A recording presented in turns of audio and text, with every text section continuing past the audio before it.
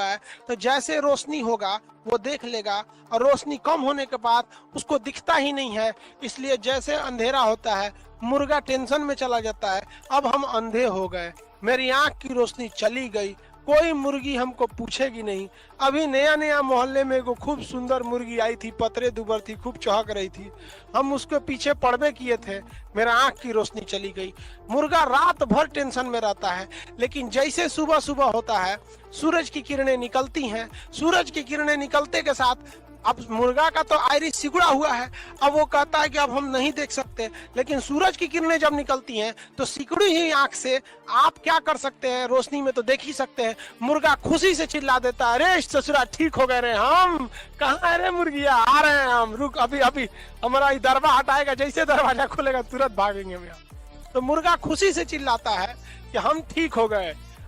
फिर शाम को क्या दिखना बंद हो जाता है। तो इतनी चुकी खोपड़ी है, कितना दिमाग रहेगा उसमें, इतनी चुकी तो दिमाग में